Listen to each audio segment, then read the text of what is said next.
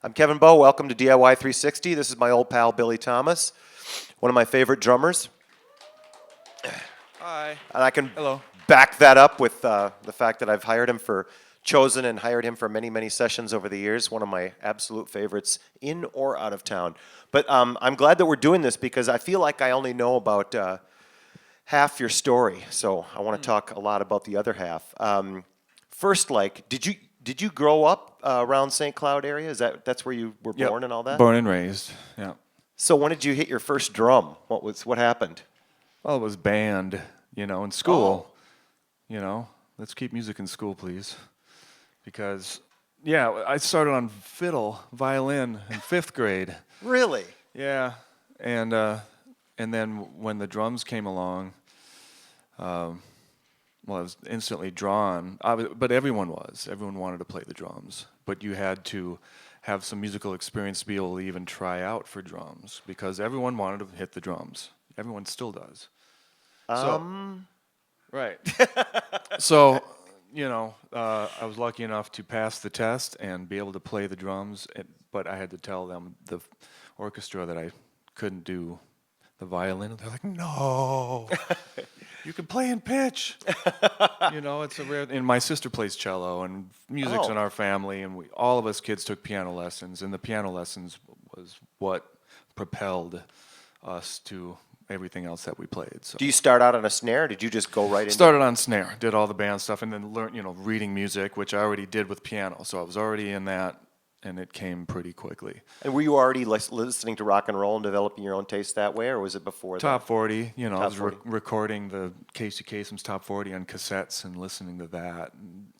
But I grew up on my parents' music, which was old country music and stuff like that. Yeah. And early on, music was always a thing. I mean, my dad reminds me of when I was 6, I was like harmonizing to every song, or if it was 2 bars into any song, Freddie Fender.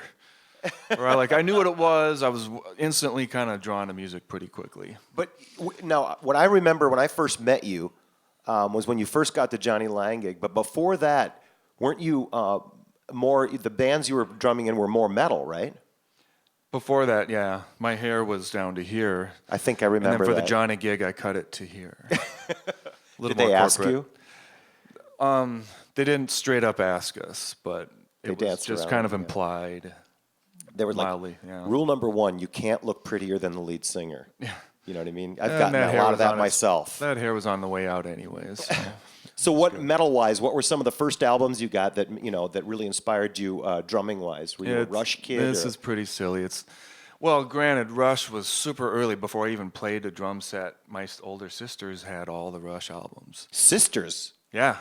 The only women I know that love Rush are Lacey Wright and Jen Case. Yeah. They're both musicians, great musicians. Yeah. But your sisters were Rush freaks. Yeah, they were kind of geeks.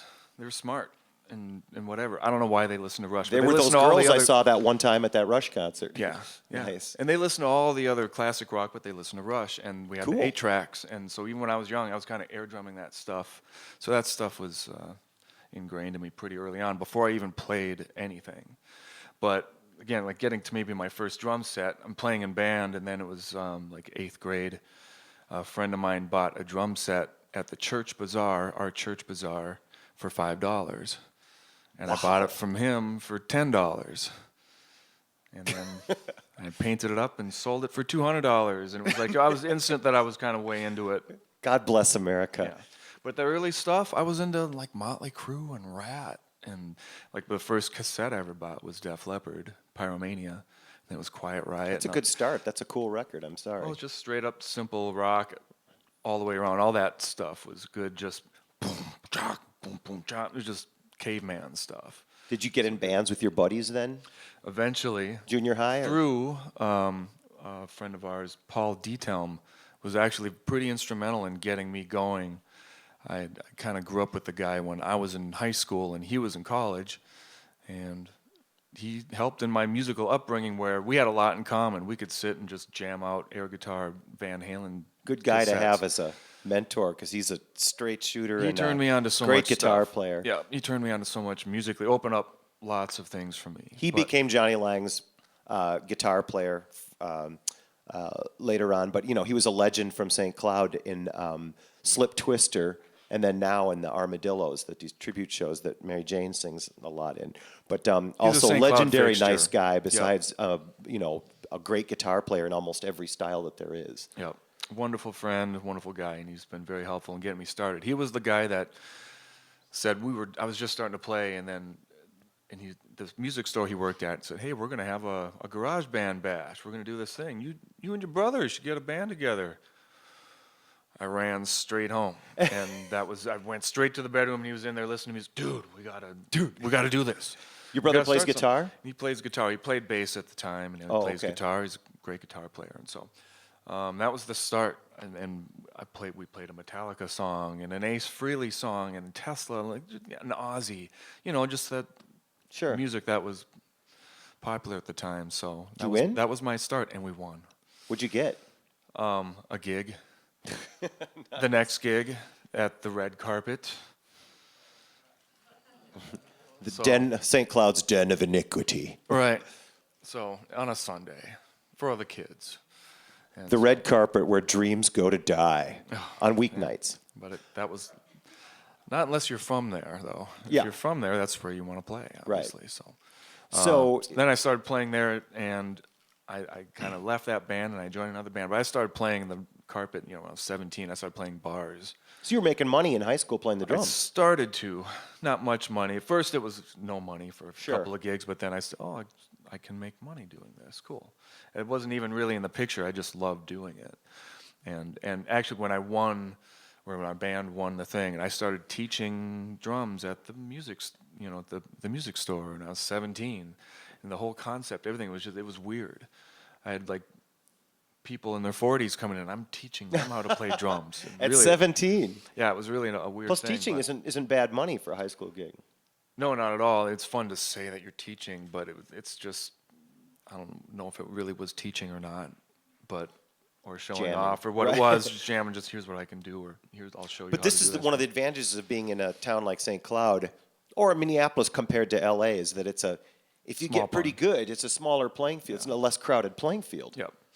Yeah, it's all really, it was the next level. I started playing bars all around the area and being hired to play. That's when I started playing different kinds of music. I started playing with older men that were playing 50s and 60s stuff, and that's how what's that song? I have no idea what that song is, but by the end of the night, I just learned like 20 songs. On your feet. Yeah. And that just kept going, and that just, that's what it's all about, is just your knowledge of. I kept getting hired because I'd pick it up pretty quick. That's so important. So on and so forth. So. Yeah. And you're still like that. I mean, when I have you in for a session, it's not like we're sitting. That's what I still do. That last thing we did. Yeah. Can you come down here? I need you to do a Christmas song, and can you be down here in 10 minutes? Oh man, and I've never heard that was brutal. And it was interesting. No click and no nothing. But see, that's why I called you. It was a Christmas song. You'd never heard it before. The singers walked in and they were unprepared. The stuff was recorded not to a click, a drummer's nightmare, and it was not simple.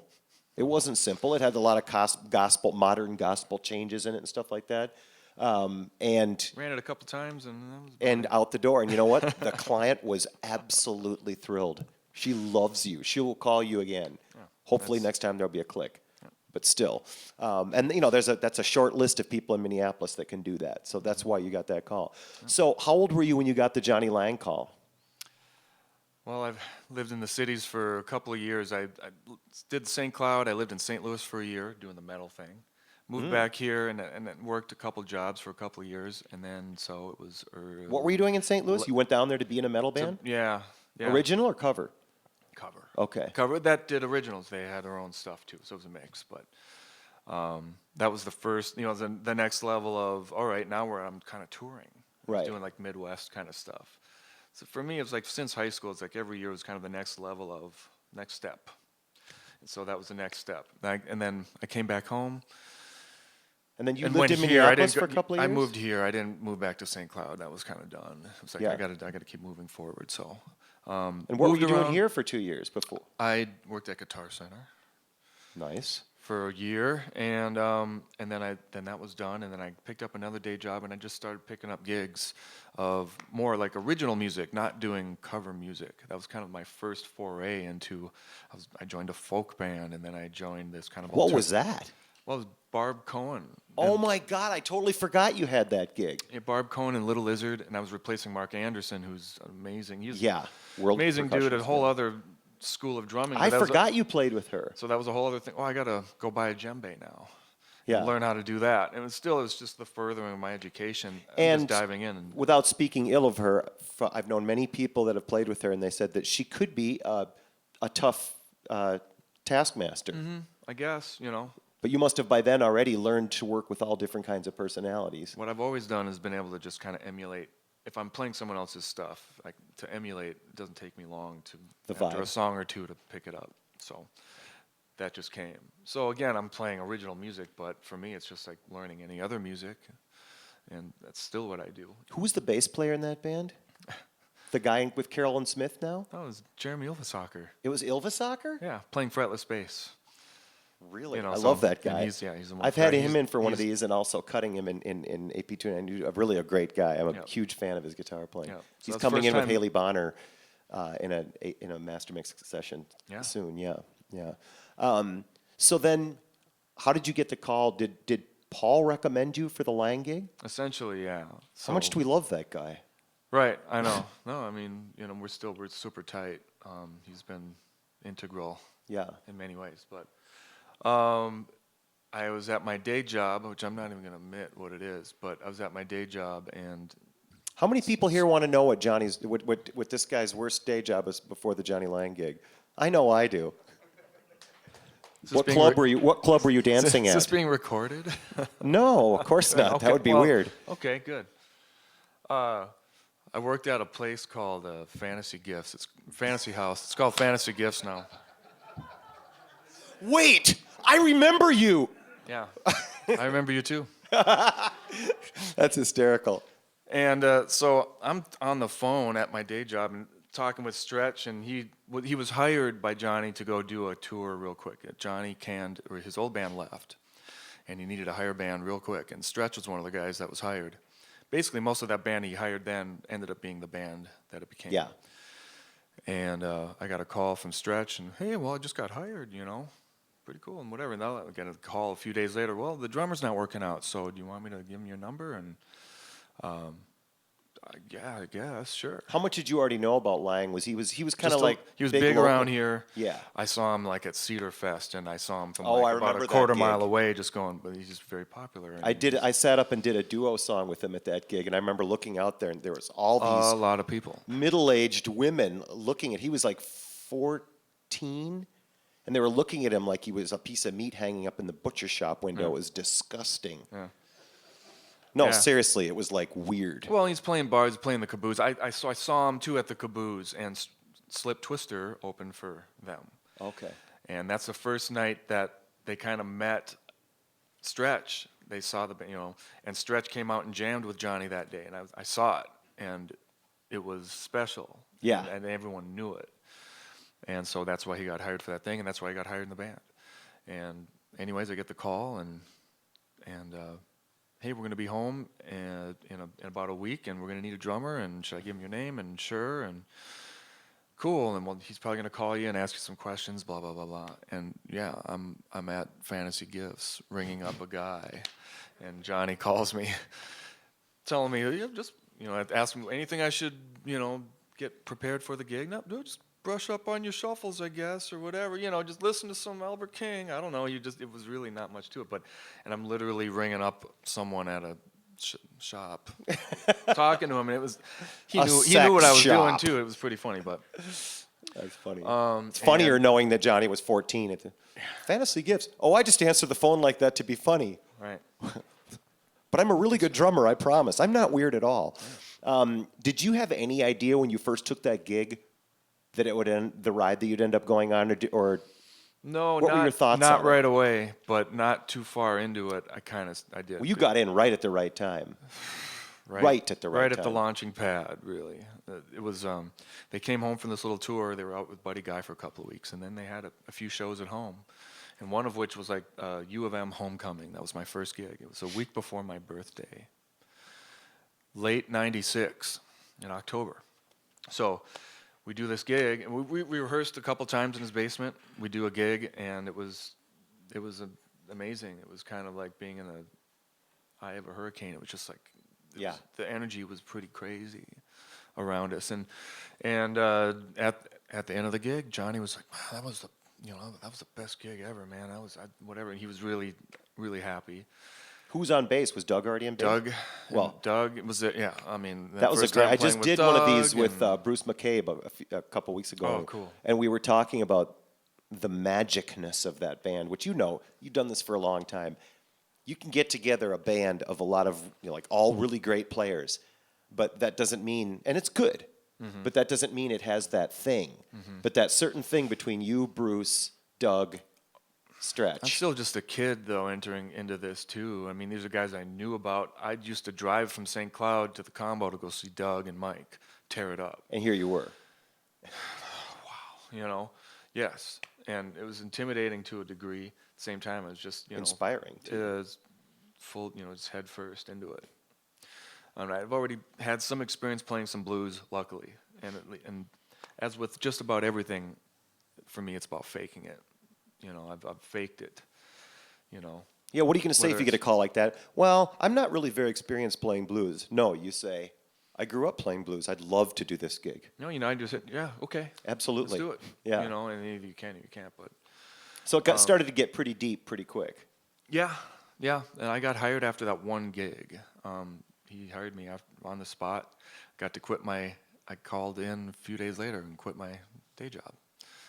And did 2 more gigs locally, and then it was get in the van and go. And it was hang on, things happened so quickly. But it really was like literally about a month or 2 in, it was sort of like I could somehow see him playing on Letterman or something. Like I could see it happening, and then it was within months. Because it was so happening. Easy.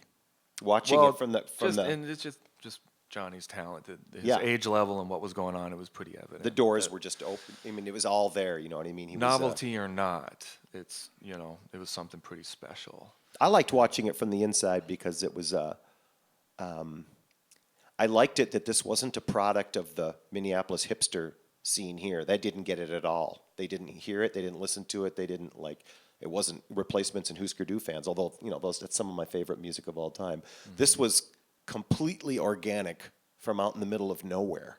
You know what I mean? And it didn't need critical approval because just regular people ate it up. Yeah. And it was some little girls that thought he was cute and serious blues fans, although there was debate, well, is he real blues? But then they'd go see it and they'd be like, wow.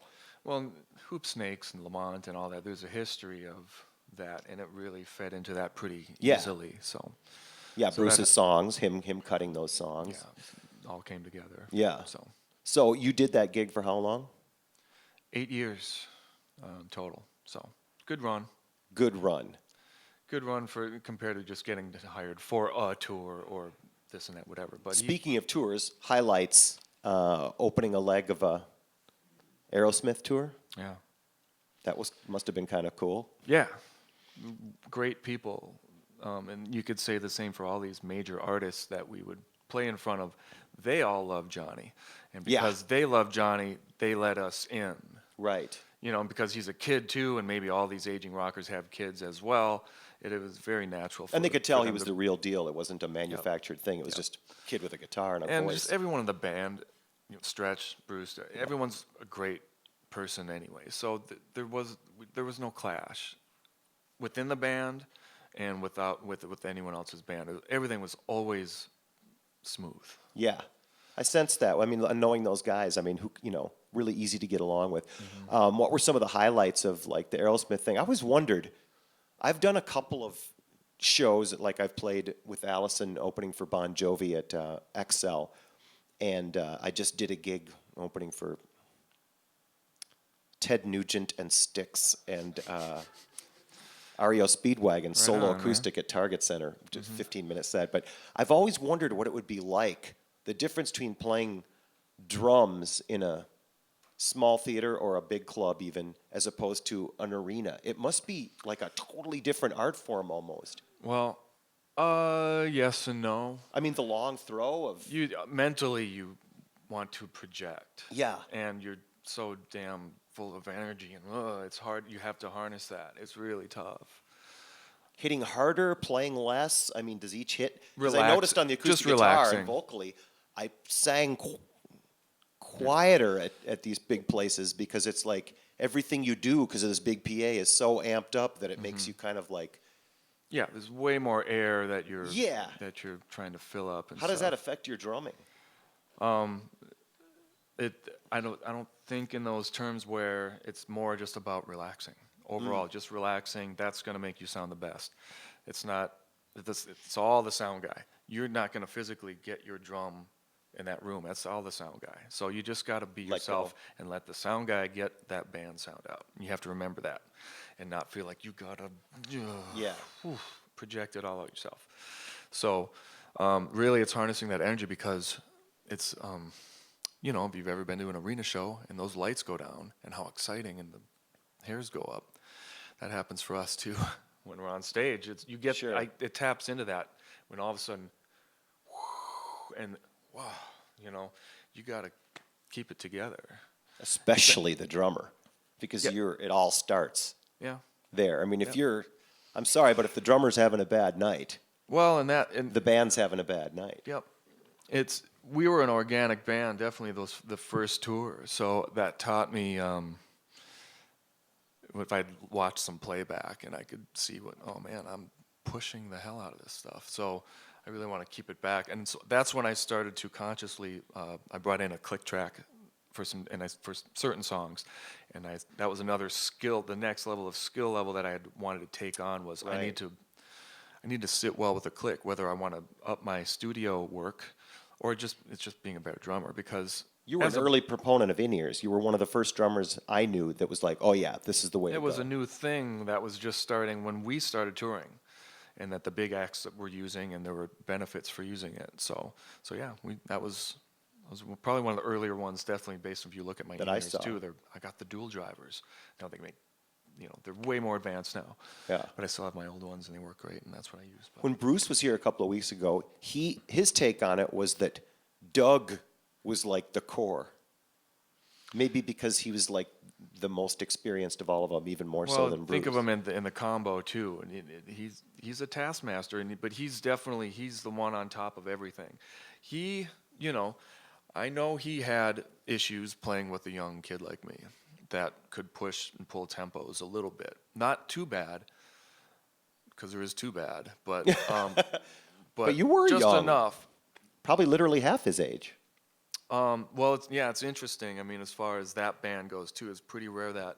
I mean, we covered like 5 decades.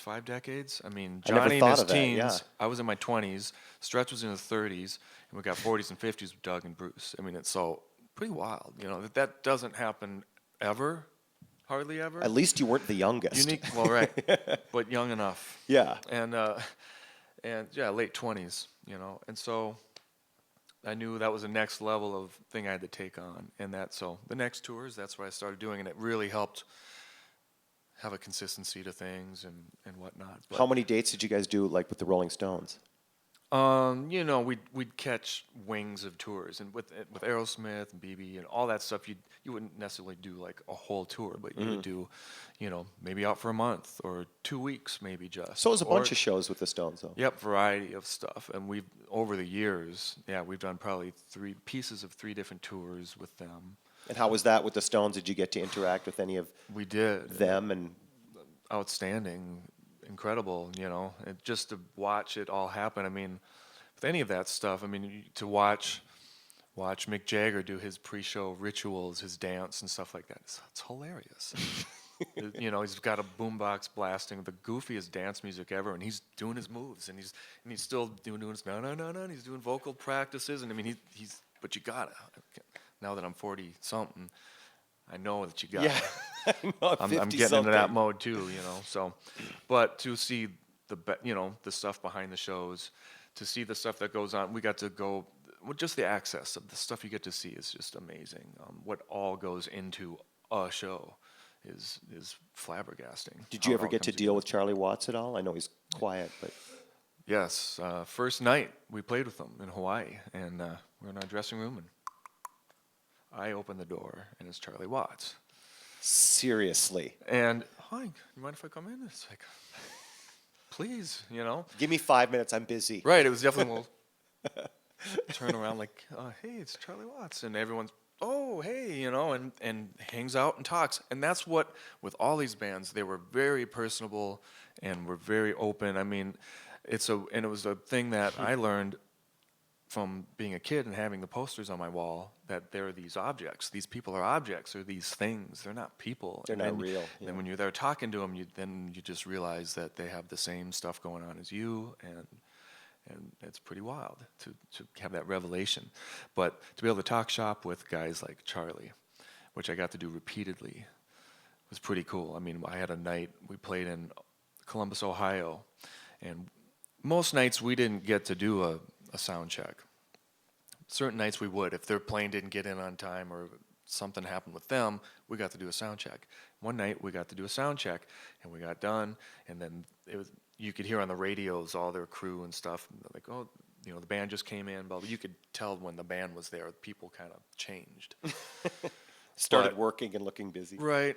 And then, so we're eating. We got no sound check, and we're eating, getting ready for our show. And then our guys have radios, too. And I'm sitting across from one of our guys, and it's like, hey, someone might want to tell Billy that Charlie's playing his drums right now. I'm like,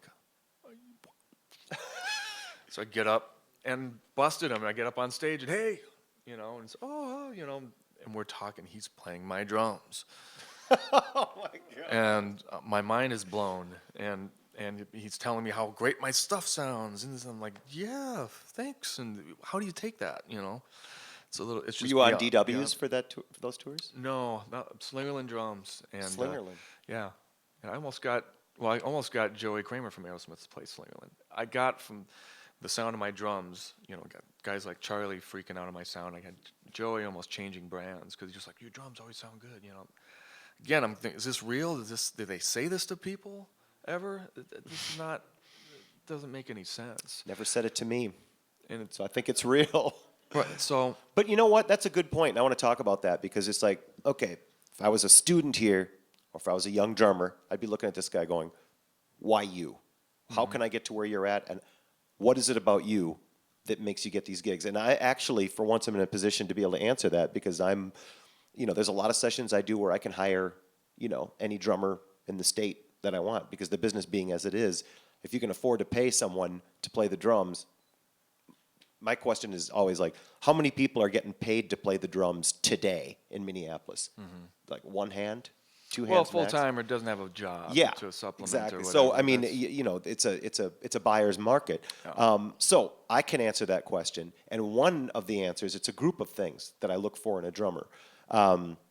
And one of the things is not just how they play, obviously, and how they vibe emotionally, but do they have great sounding kits, and are they going to show up for a session with multiple snares, all tuned correctly for the song? And do they tune their drums well? Because I know, I won't mention any names, but I know some drummers in town that are great players, but their drums sound like crap, and they don't know how to tune them, and they don't have a dude It's fairly who common. tunes them. You'd Yeah, be surprised how but common that right is, from the but- beginning, at least since I knew you anyway, you, John Haga, and Peter Anderson are the three guys that I've worked with that carry the drum tuning thing to an art. And did you kind of have to teach yourself that, or did Pretty someone much. show you? Pretty much. I've had other people show me. I mean, the first time I played my first drum set didn't have the bottom heads on it. And I put T-shirts on it, and, you have this dry sound. You just kill all the... My Gretches that I have in my studio came as concert times. I had to send them out to LA and have a guy Yeah. put bottom heads on them. Which is, in itself, it's a cool sound. Can be. But the first time I heard a kit that had the bottom heads on it, and it was tuned that way, and you boom, and it had that thing. It's like, it blew my mind. And How do I get and, that? And how does that work, and why, and what? And I read a lot of magazines that didn't really touch a lot on that, but really it's just firsthand, just ears, just trusting your ears. I don't know what to say other than do it a lot. Just Yeah. keep trying it.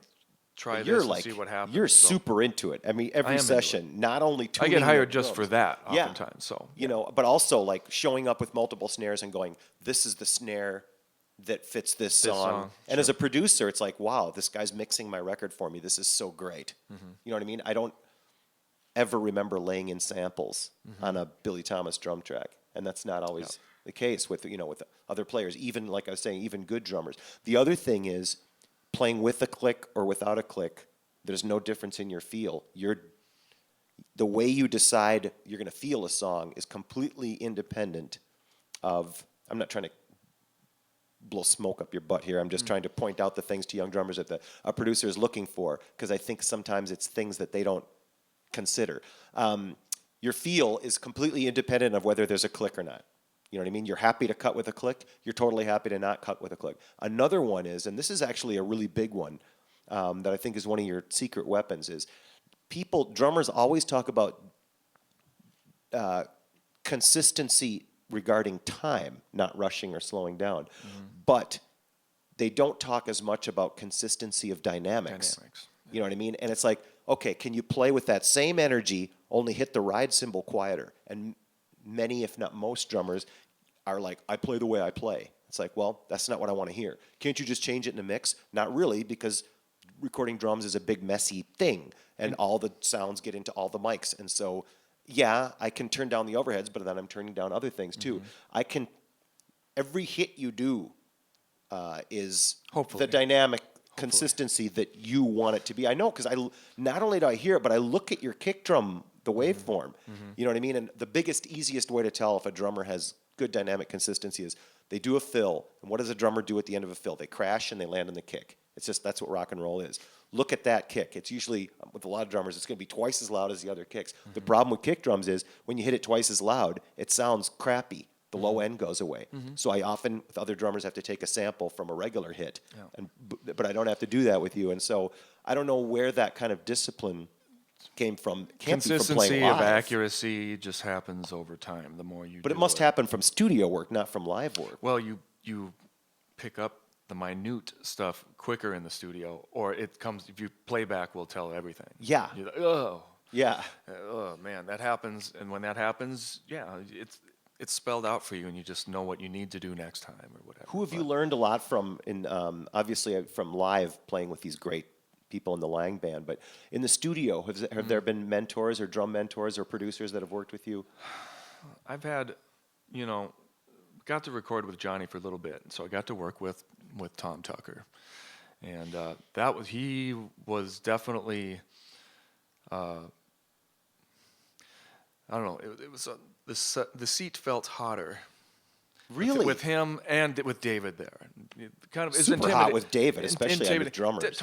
Tom's funny, and he helped grease things, which no, is well, great. no, Billy, I don't know if that's the right snare for the song. It's like having Jimmy, Stewart produce your record. He had a way with me too, because I'd push the time and things like. I remember one time I was using a stupid effect, a Tijuana song, and he said, "Well, Kevin, that sounds like a duck." I was like, "That's Tom's way of saying you might want to go with a different approach." Else. Yeah, right. Right. Early on, I'd have to say John Fields. Oh yeah. I was lucky enough to move to town in time when he lived there and he lived here, and I got hired by default. I don't know how. I got hired to do stuff with him, and I learned stuff real quick. And the whole click track thing, I wasn't that good with the click early on. I just wasn't. You could tell sections where I'm backed up, and I'm speeding up to catch up to it, and that kind of stuff. You could hear that, but still, that was the dive in and just do it. He is a great teacher, though, and I don't think he gets credit for. I mean, sometimes he can be a little impatient because he's so good, but he's fast. He's incredibly very fast, and you got. But he's generous too. If you have to be able, he knows how to get his point across. Where if we're listening back to something, and all he has to do is, what do you think of that? You already know what he thinks. So you know what you should think, or you know what he's thinking when he says that. And then so you question it, even if you think it's all right. But he asks you if you think it's all right. And if you do think it's all right, and if you definitely, I think it's fine. Okay, cool. He's cool with it. But sometimes he might press the issue and say, I've seen David in sessions. Have opposite styles. Me and Dave were good friends. David Z, I'm talking about, who produced the Jonny Lang records and Purple Rain and stuff like that. Personality-wise, we're total opposites, even though we're very, very good friends. I could never produce the way he does. He kind of uses fear and intimidation, which I kind of sometimes think he must have learned from But Prince. he just knows what he wants from the Totally. start. So if he feels it's not heading there right away, he's going to find some way to get it there quicker. And whether it's a sound he's aiming for, Right. or a particular vibe, he's quick to try and cut off he'll see the problem before it happens, or he'll see it happen really quick, and he wants to Yeah, he doesn't mince words. eliminate it. He will eliminate, and that's why how producers do. Producers hire who they know they can get certain results from right away. It's true. And which is why he didn't want the band at first. We didn't want to cut the band at first, but Jonny stuck up for us.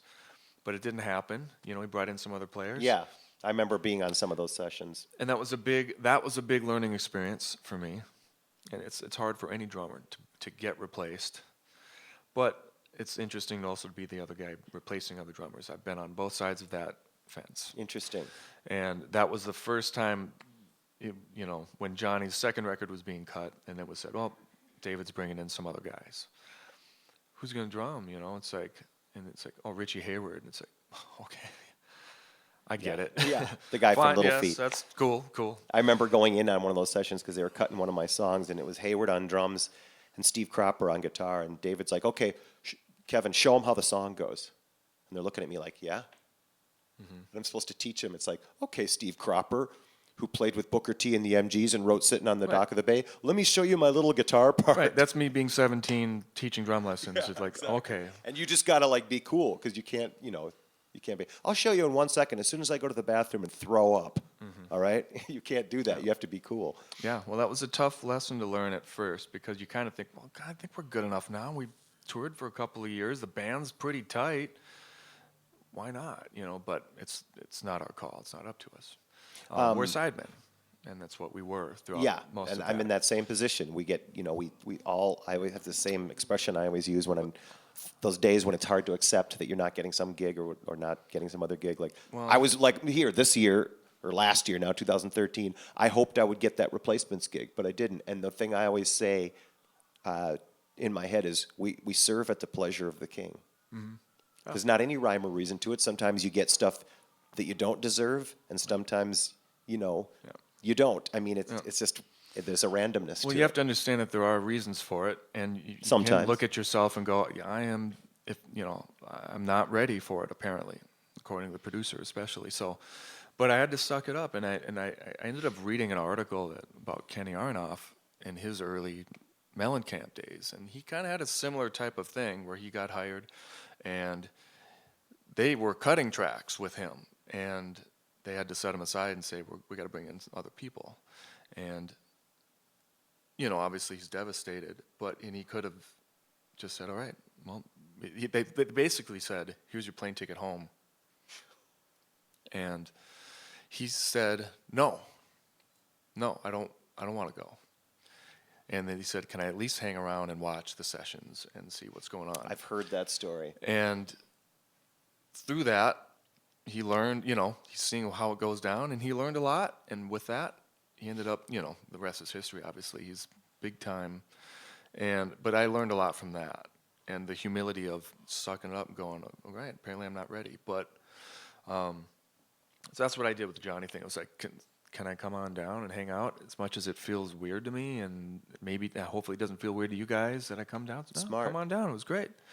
And it was fun to watch the master at work. And he couldn't have been more gracious about it. He was so cool about it. Really and nice guy. Walked away with it feeling better than had I had stayed at home and sulked. It's funny, Richie Hayward is a nice guy because, like Bruce, he's from Iowa, which is kind of like being from Canada. They're nicer than us. They just are. Session-wise, okay, we talked about some of your bigger live gigs. What are some of the biggest sessions you've done on Records for Fields or other people that were your favorites or where you got to play with really some of your heroes? Boy. Just some personal favorites. Right. I've done... Early on, there was some field sessions there was a band called Evan and Jaron. Oh, yeah. was a big hit. that he did, and I ended up doing some tracks for that. They were demos, and then I ended up being replaced. So that was the first time that ever happened to me, got replaced. The tracks themselves were great. And even, it was T-Bone Burnett that was executive producing that came in and said, no, we need Matt Chamberlain on this. Just because he's Matt Chamberlain. What are you going to say? You're right. At least you're getting replaced by someone awesome. Right. Again, another lesson to learn there. But as far as that goes, I don't know, man. I've done some of my favorite sessions were I did a record with Bruce. It was Johnny's band without Johnny. And it was one of the most fun things because it was a band already just super tight. That's a great record. We toured for years and then just went into the studio and cut with pretty much no click on really, except for a couple of songs. And I think we found some magic in those songs. It was just go in and play. Yeah. It was one of those things too where Bruce wouldn't tell you the song. He wouldn't even tell you the changes. He's playing. He'll hold up. And that's Dylan. And that's the track that you hear on the record. Was that it was the first take or the second take of that, and there's magic in that stuff, Yeah, that's a great So record. that's Those a are fun great one for gigs. me, I remember but- seeing that band live and opening for that band at Bunkers, solo acoustic. I Yep. felt small. So let's see if there's any questions. Any drummers in the audience? Oh, come on, you bunch of liars. Wow. Nobody in this room plays drums? There's one. How about a drummer question? What do you wear those drummer gloves? That's a good question. To wear a Zildjian t-shirt or not? That's another good question. When you're tuning your toms, do you try and tune the pattern rather than the same? My favorite sound is tuning the bottom head a little lighter or a little higher. I couldn't tell you if it's a third or this and that. I don't go to that specific. Some guys definitely love to go to notes, and they love to have certain intervals that they go to. I just go by ear, and I go by feel, and I go by what sounds good. Sometimes if I hit a tom and I'm hearing the song and I go, oh, it's off by a step or whatever, sometimes I'll get it to a range where it's in pitch with the song, if it's a third or a fifth or whatever, or on the root note or whatever. I'll sometimes do that. But typically bottom higher. If you do the bottom lower, that's when you kind of get that raw kind of thing going on, which is unattractive. But it doesn't mean you can't get a good sound with the bottom lower. But that's one of the things that can happen when you do. But otherwise, even same pitch is a good start. But typically, when you have the top or the bottom tighter, it's a tighter sound. So that. Good. That was pretty nerdy. I like where it's going. Any other nerdy drum questions? Or gossipy questions about what it's like touring with Aerosmith and the Stones and stuff like that? Oh, I see Mary Jane Alm has a question. Excellent. Mary Jane? You know everything about him? We've already. Wow, that's kind of creepy. Given up. Anyway, but you had a question? I'm pretty sure you had a question. Oh, and back there. Okay, there we go.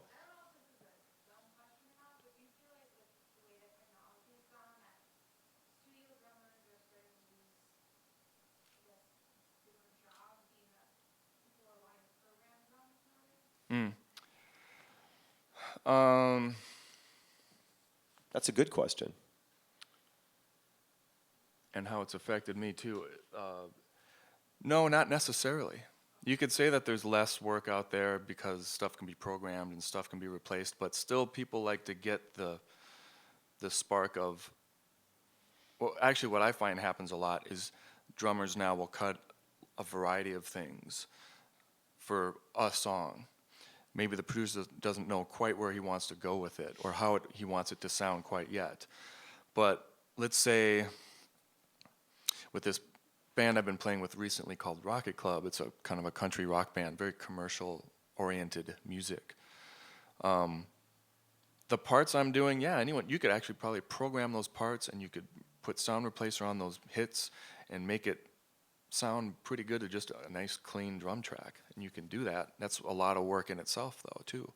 If you have the guy just come in and cut a bunch of stuff, you find that more work is now cut and paste oriented, and you don't do a full song front to back trying to get your vibe on their vibe, doing whatever.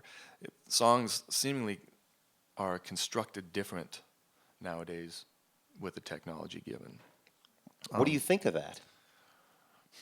I don't know. As long as as long as the work doesn't get eliminated, it doesn't Right. bother me as much. There's satisfaction in, well, you have to put in more work to get that one full drum take that has those special things that make that song special. Nowadays, you can create it digitally. You know, a guy could take a fill that I did and whatever and just go, that would sound good here. Or he can augment it, or he can do anything he wants to it. He can change the sound of my drums to change the vibe of the whole song. What I do isn't as directly important to the song at that time necessarily. It can be, if that's what we're aiming for. It's all about genre too, because obviously if it's a techno thing or it's some club thing, I just don't like when program drums are used. I generally don't like it to imitate real drums. I think it's more work and pointless. The main thing I like about the time correcting stuff is that if I'm producing a band, now I don't have to say, here's your plane ticket. Or in my case, since it's lower budget records, here's your bus ticket, here's your bus fare. And get rid of him because I can fix his tracks into being serviceable or even pretty good for the record. But what bothers me a little bit is when they get great drummers in and hinder their creativity. You know, like a lot of producers these days Not act like the utilizing whole their goal full is to not creativity. decide till later. I Right. love deciding. When you do a part, like, okay, what do you got? And this is another thing for the list. I'll always take weird good or for normal good. If you have a song, a rock song, you're cutting in the studio, the normal drum part is painfully obvious. But what I get from you is you'll notice I'll never tell you what to play first. I might give you a demo with a program thing, but I always make the same dumb joke. Play what Billy Thomas would play. But that's because I want to hear your idea first so I can take credit for it later, which is really what record producing is. And you'll usually come up with something that's not the totally expected thing. It's not weird to be distracting to the song, but it's got a little twist. That's what I'm looking for. And why would I bother programming that? You know what I mean? It's like You can take longer time to manually create it. But hopefully if you have a good person, it just comes out and you can use it. if I charged by the hour, I probably would, but I charge by the song, so I'm into getting it done. I could say it probably, all in all, it aids the less skilled drummer because you can fix it, which is just happening all the time. So that's the Same with singers and downside. guitar players. Yeah, this is the downside to it though, where you're losing personality because everything just sounds the same now. You can't tell that. Typically, that's a Steve Gadd thing, or that's a Keltner thing, or any kind of personality thing that musicians used to have. It just doesn't happen as much. That's what I get in when I today's listen music, to when it's the way it's made and constructed. It's Yeah. not a bunch of guys fleshing it out in a room over time, and you start developing things, and some guy, oh, you did that, I'm going to do this. And then all of a sudden, you've made something really cool. Now it's kind of devoid of that. Music is cleaner of all that. It's not even encouraged oftentimes, especially more with commercial music. Just keep it straight and simple and clean. Stay out of the way of the big thing. And that's why you can't tell bands apart so much. It's just all the same kind of It's stuff. like restaurants, chains, they all order their food from craft, so all their stuff it tastes the same. It's like when I'm listening to music from the 70s, I was listening to a Tommy Bolin record. He wasn't even that big of a deal, but I love him. And it was, he's a guitar player, died of a heroin overdose, just like Philip Seymour Hoffman yesterday. Bummer. Anyway, Jeff Porcaro was on drums, and it was so weird. Not only the drumming, but the studio techniques that they were using was something that was it was just wrong, and it was great. And that's not something that you'd hear. Now, I'm not like bitching about today's music sucks. I don't think today's music sucks. I just miss the weird.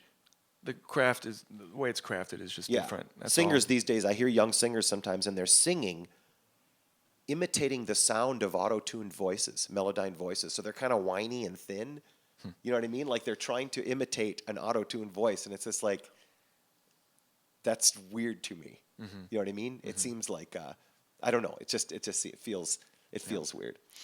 Well, my reaction to all of that, I've been doing mostly commercial music for the last, I don't know how many years now, starting with Jonny. So, starting this year, I got a new band that I'm starting to play with, and I'm starting to play weirder music, and I'm very happy about it. And talk about that. Yes. It's a band called the Galactic Cowboy Orchestra. They've We've been had in 'em here place on this now on for... this They deal. have been here? Okay, Yeah. cool. Very eclectic music. Some of it's very strange. Some of it's very down home and cool. Just all over the map. So, the door opened for that to be available, and I took it because I just wanted to do some music that doesn't require having to play to a click or have to subscribe to some certain thing, or that it wants to be popular. Or playing 4/4 Doesn't have- for a whole song. Right, doesn't have anything to do with that stuff. Yeah. It's and you call it art rock or whatever, but it's fun.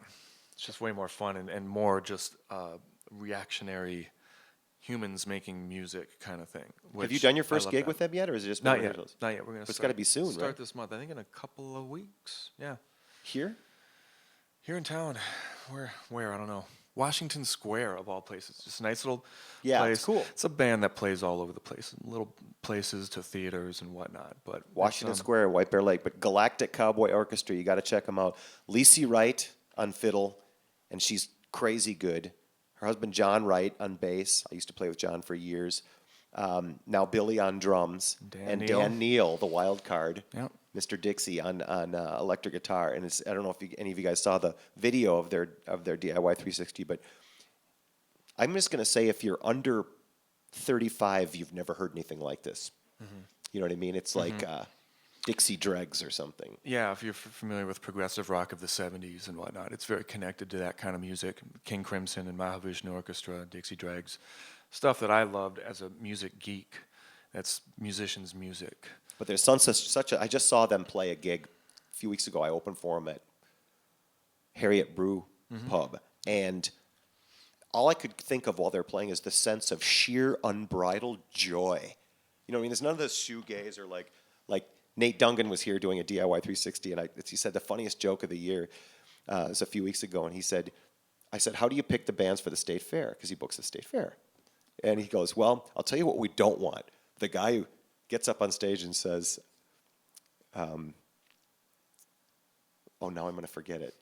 A shoegazer who says, music has, tortured me my whole life, and now I'm going to share that with you.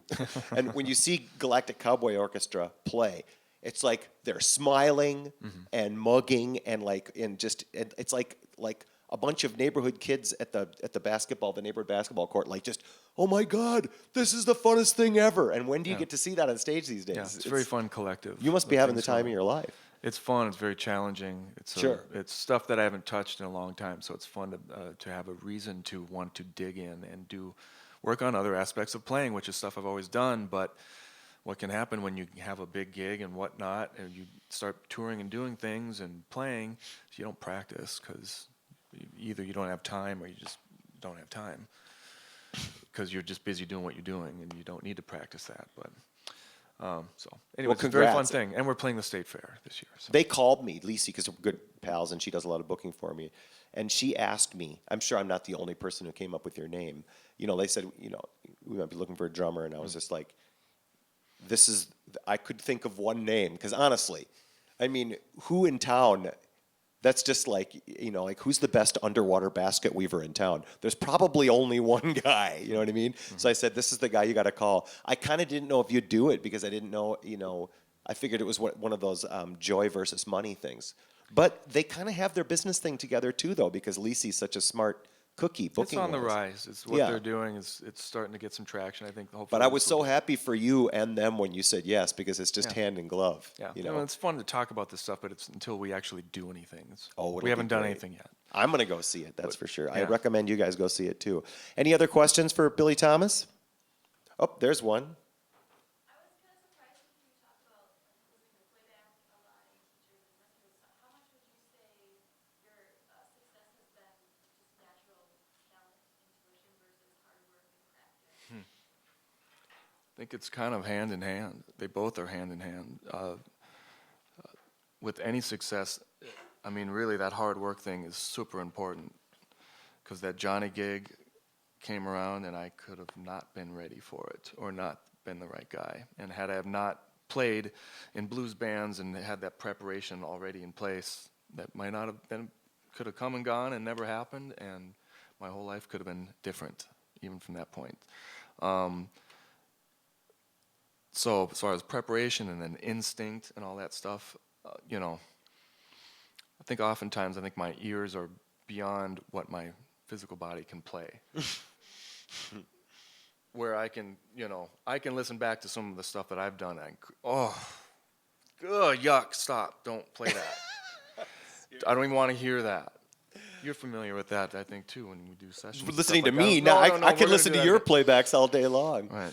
But to learn what doesn't work, to make something work, but to learn what doesn't work, and to learn how to subtract that is very important. So, but to have the filter to be able to know what that is, I don't know how to say that. You know, I think some people have an ear for that better than others. Definitely there's people that are way far beyond that for me, and they're producers, you know, that have the big overall picture kind of thing going on. We both know a lot of people with a lot of innate talent that don't have the discipline and hard work thing. Mm-hmm. You know what I mean? And they don't get the calls. Yeah. One last question? What drummer or drummers was your Influences? That's a good question. You know, I start with the kind of the big ones would be like the big three of, like, you know, Bonham, Ringo Starr, Charlie Watts, those kind of just core British rock drummers. Ginger Baker. That's kind of where things spread out for me.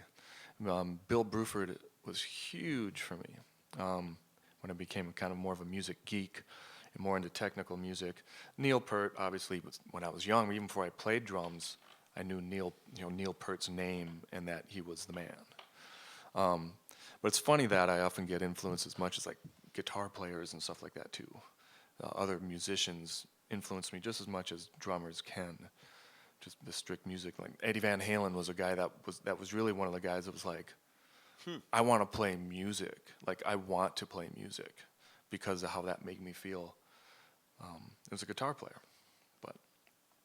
but yeah, the list could go on and on. I'm influenced by a million drummers for whatever they do. Good thing you didn't stick with that violin. Well, we want to thank you for coming, Billy Thommes, everybody. Thanks. Thanks, everyone.